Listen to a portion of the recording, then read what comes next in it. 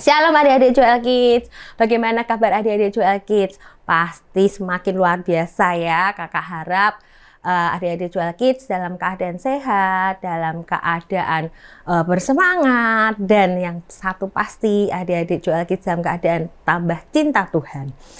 Nah adik-adik, kasih ingat nggak minggu lalu adik-adik belajar apa nih di online?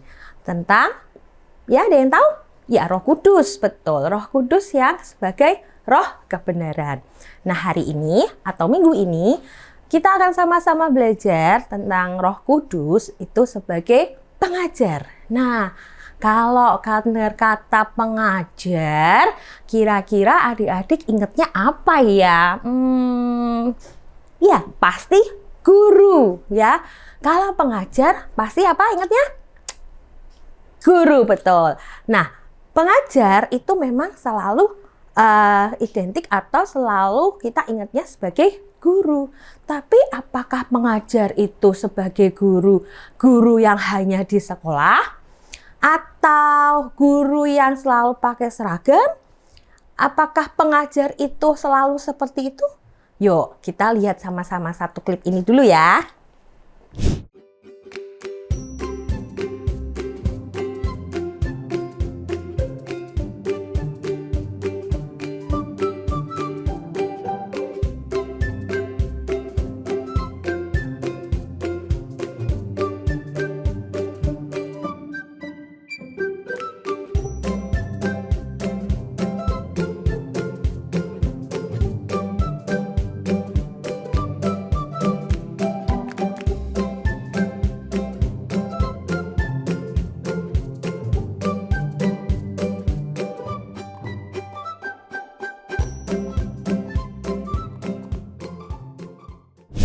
Nah, kita sudah sama-sama lihat pengajar itu apa. Jadi pengajar itu nggak hanya cuman guru.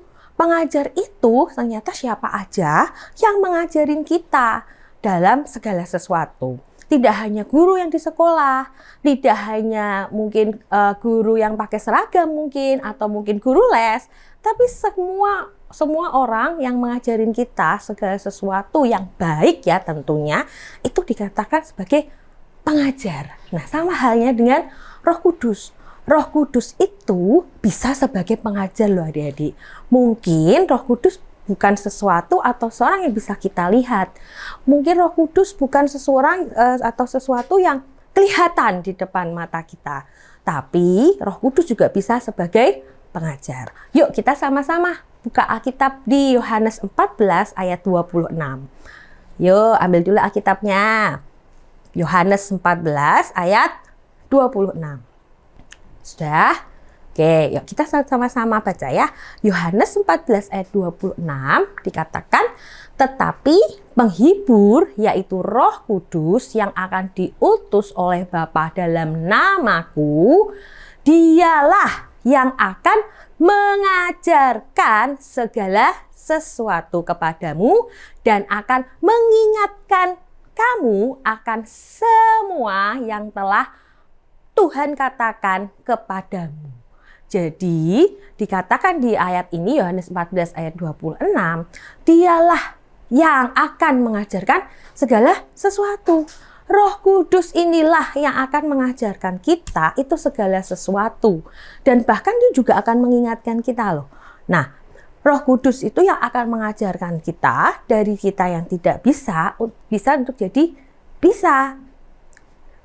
Roh Kudus juga yang akan membimbing kita sehingga kita ini bisa paham dan menjadi mengerti. Nah, sekarang pertanyaannya kakak adalah Roh Kudus itu bisa mengajari apa ya? Nah, yuk kita lihat dulu ya. Satu klip ini, Roh Kudus itu bisa ngajarin apa?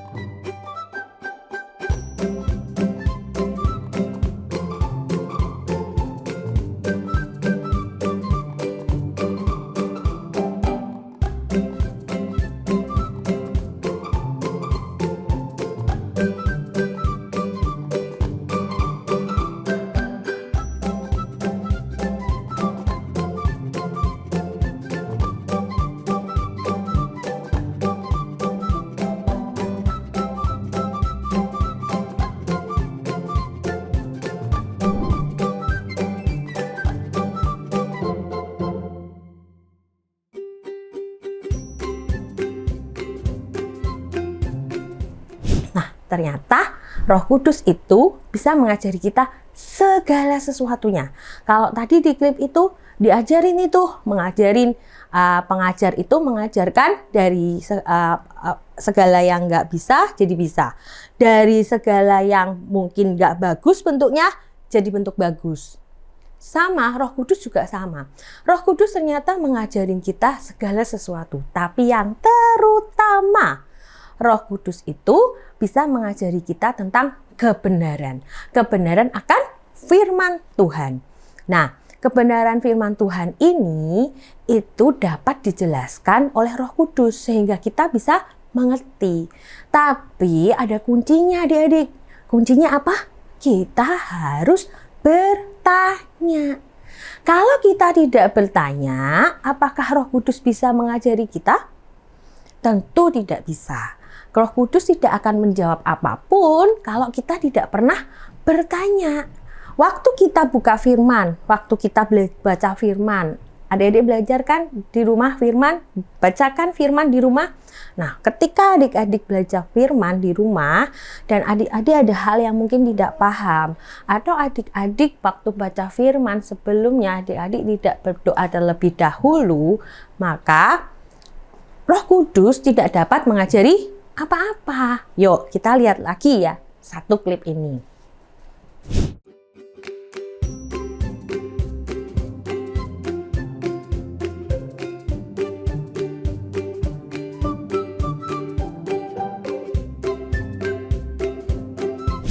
Tuh, di Alkitab dijelasin kalau Roh Kudus itu yang membimbing. Di Alkitab juga dikatakan Roh Kudus itu yang mengajari. Nah, barusan di klip juga ada tuh. Ketika kita ini tidak bertanya, ketika kita ini tidak bisa dan diajari oleh Roh Kudus, tapi kita ini selalu ngeyel. Ngeyel tuh tahu apa adik-adik ngeyel? Ngeyel itu suka-sukanya sendiri. Karena kita merasa benar. Kita merasa bisa. Nah, ketika kita merasa benar dan merasa bisa, maka Roh Kudus tidak akan berkata-kata lagi. Roh Kudus akan diam. Kenapa? Karena Roh Kudus itu roh yang lemah lembut.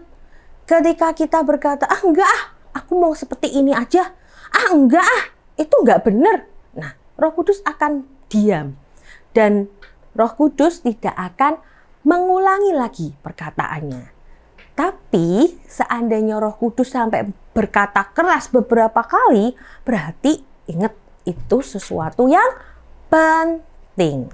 Nah, adik-adik, kita hari ini belajar ya, kalau meskipun Roh Kudus itu roh yang lemah lembut dan seringkali Roh Kudus itu bicara dengan suara yang lembut, kita ini harus belajar untuk nurut. Kalau kita sudah bertanya dengan Roh Kudus, tapi kita tidak nurut ya adik-adik, maka Roh Kudus pun tidak bisa berbuat apa-apa. Kita nggak bisa juga menyalahkan, Roh Kudus bicara nggak jelas kak, nggak bisa.